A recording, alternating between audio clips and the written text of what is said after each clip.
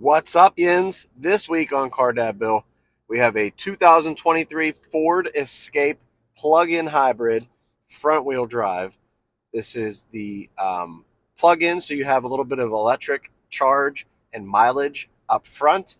Then it turns into a hybrid vehicle from there, and you can actually toggle between those settings in the car, so you can plug it in overnight or whatever for a few hours, and then you can go out and drive just electric if you want and hold it on that electric. But we'll get into that more. This is the front wheel drive model. Let's go for a ride. Real quick, my first take on the Escape front wheel drive plug-in, and we've had Escapes in the past, right?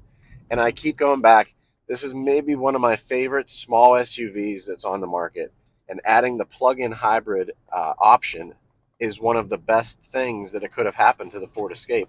It gets more horsepower, you get electric range, you can be a hybrid when you want. It's like the best of everything in one package, and I love it. But let's get into the review and talk about the specifics.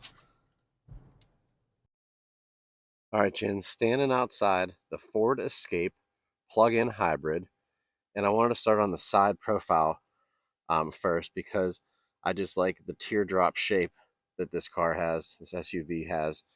The taillights are great. I like this trim piece here in the middle that follows it around. It kind of gives it some depth. The wheels are not bad either. Up front, you have really nice projector LED headlights with daytime running lights around it, your turn signal, and then look at this light bar that goes all the way across the front. You also have LED tail light or fog lights up front. The black and white two-tone, so you have a panoramic roof, and then there's your charging port there, gas tank back there like normal.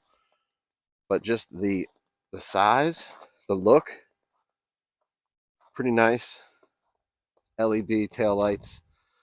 You have the daytime, the lights that are on, and then you have the actual LED turn signal and brake light.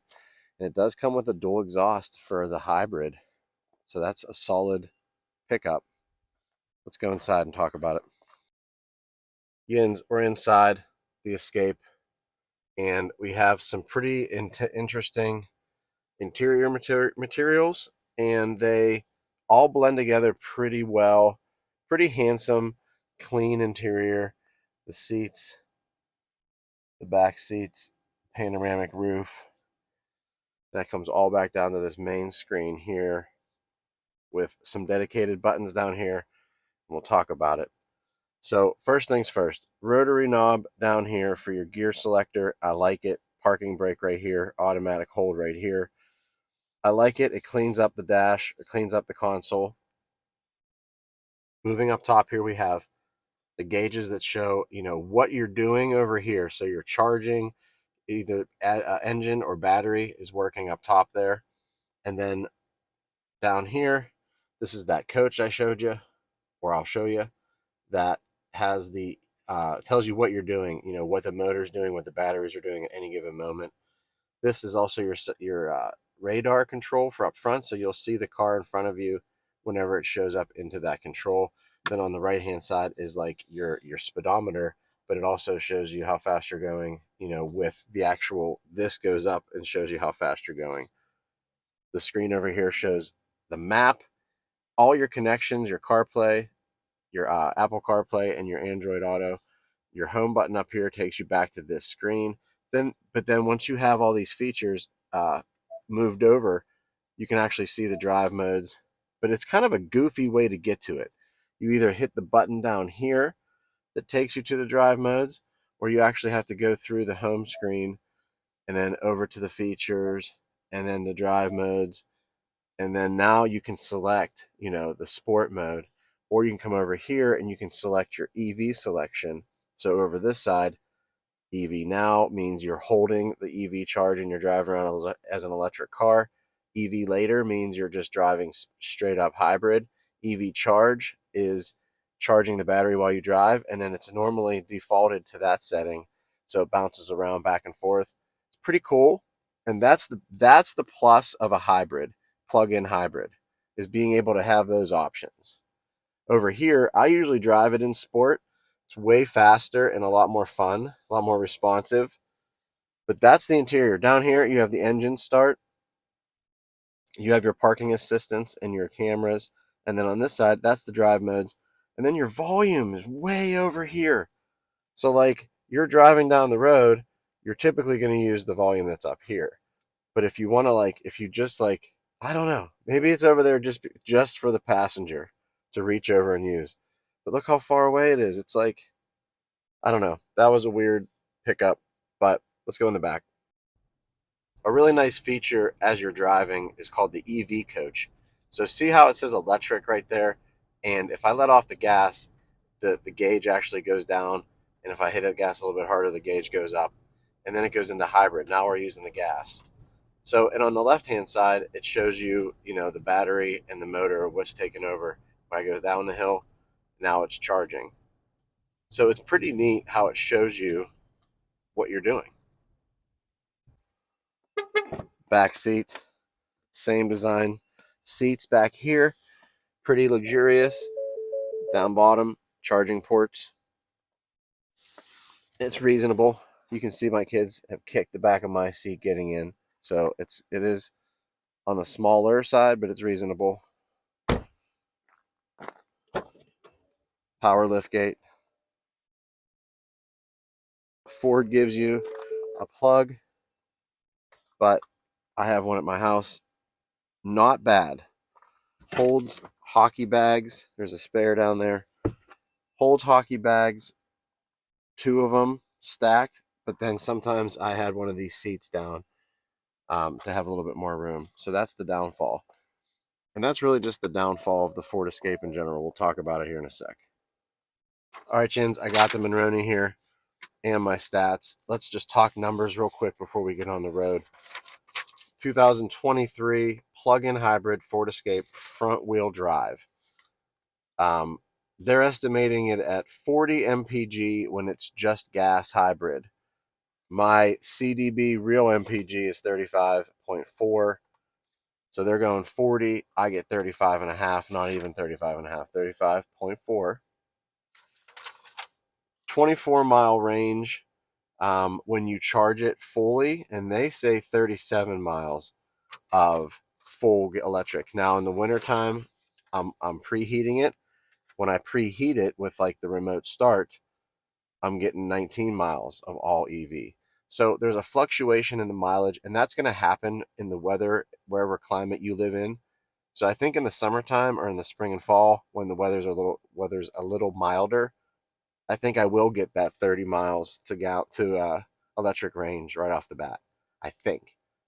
But so far this week, driving it in the winter and it's cold, it's below freezing every day. I was charging it overnight, and then I was remote starting it before I left in the morning, and I was getting anywhere between 24 miles to 19 miles, give or take, with the remote start. Base price $38,500. The MSRP, as tested, $45,620 for a small 5-seat SUV plug-in hybrid. I don't think it's terrible, but I definitely think the base price is way reasonable for a plug-in hybrid. And I think this one is one of my top favorite SUVs, small SUVs to drive. It really is, but it's just a little bit too small for my family. If I only had 2 kids or maybe 1 kid, this would be the perfect SUV, small SUV for a family that size. And the front wheel drive is the other thing. You can get it available in all-wheel drive, so I would do that. I would spec it that way. But we have 210 total horsepower with the 2.5 liter IVCT inline 4 hybrid system. So there's batteries, there's electric motors, and then there's a gasoline engine. It all comes together for 210 horsepower, 35 and a half miles per gallon in the hybrid mode, and about 20 miles all electric range once charged all the way. Let's get on the road and talk about the good and the bad. All right, guys, we are talking about the good and the bad of the front wheel drive 2023 Ford Escape plug-in hybrid. It is a mouthful to say, right? That's a lot of stuff, but it's the plug-in front wheel drive Ford Escape. If I would have just said Ford Escape and not told you if it was front or all-wheel drive, you probably would have assumed by default that it's all-wheel drive. So I have to make that front-wheel drive designation. The good and the bad, right? And I start off all my good and bad monologues with the same stretch of road where it's very twisty and there's a bridge and there's tight turns, and all these cars handle it differently. But this little small SUV seems to always do a great job. And even with the plug-in hybrid, it's no different. It's just such an easy car to drive. That's my first thing on my good list. It's the comfort and ease of driving. The driving position, I'm about 5'11 on my best day, standing straight up. I'm a normal sized guy, I would think. And this vehicle absolutely is a great driving position. Your legs, your elbows, your everything's in the right spot, and you can see everything. The visual is really great from the driver's seat, and that's the thing that stands out the most to me, and that's why I like this vehicle over some other ones. It's just how you feel sitting in the driver's seat.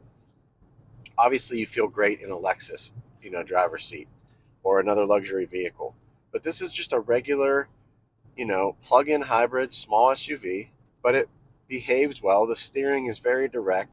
All right, guys, let's go over that bad list real quick. And the bad list starts with front wheel drive, unfortunately, because that's what this one came in. I would rather have had the all wheel drive. So, front wheel drive isn't a bad thing, it's just on my bad list. Second thing, the radio. The FM and AM radio didn't work pretty much the entire time I was driving this. I had to use my phone paired to Bluetooth to listen to music and radio, which is fine overall. It's what I'm going to do probably anyway. But when you hop in the car and you just want to listen to like a local radio station and it doesn't work, it's weird.